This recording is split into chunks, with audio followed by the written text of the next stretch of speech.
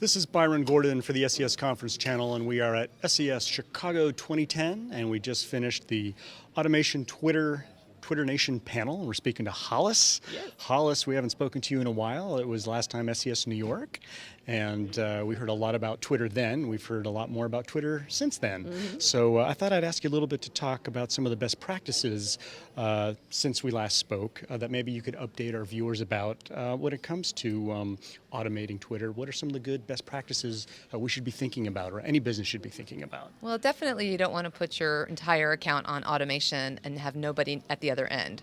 So you're talking into a void. You also want to make your tweets valuable for your followers and for yourself. So think about it as, what are you trying to gain from using Twitter, and how can you put that into your tweets? So you can do research, you can provide customer service, you can do promotions, you can ask for feedback. There's a lot of different ways that you can use Twitter.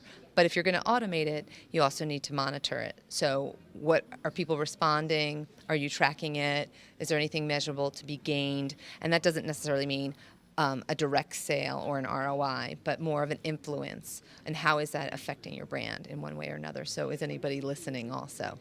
Okay, let's talk about that case study. You mentioned Uniqlo and their clever use of Twitter. Talk us through that one. So this was a very clever campaign.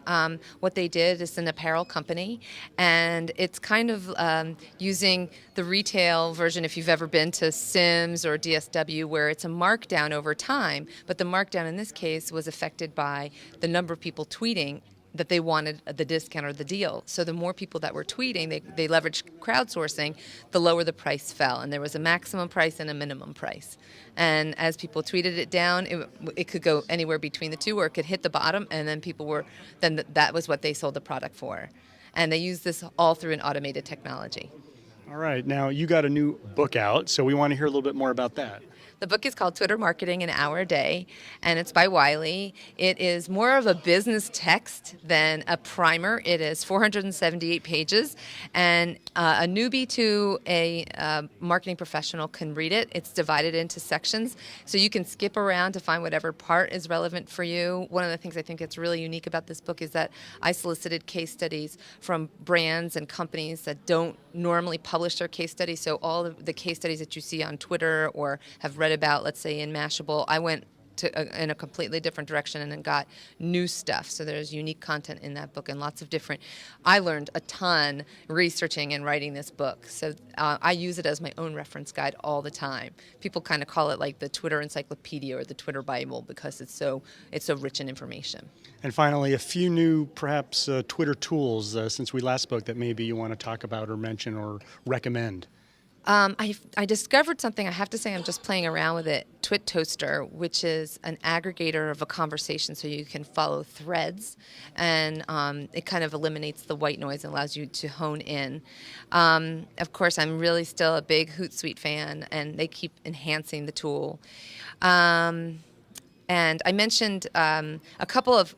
They're more like singular applications, but I really like them for their functionality. They're just really simple. One is called Does Follow, and it allows you to find out really easily if somebody's following you or you're following them. So that's a web-based application. Some of the mobile applications also tell you that information now, but it's not always readily found.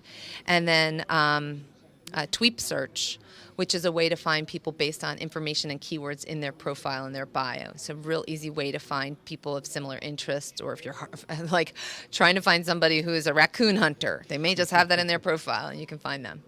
Hollis, always a pleasure to chat with you. Thanks so much, Byron. And there's more to come from SES Chicago. Day 2, stay tuned for more.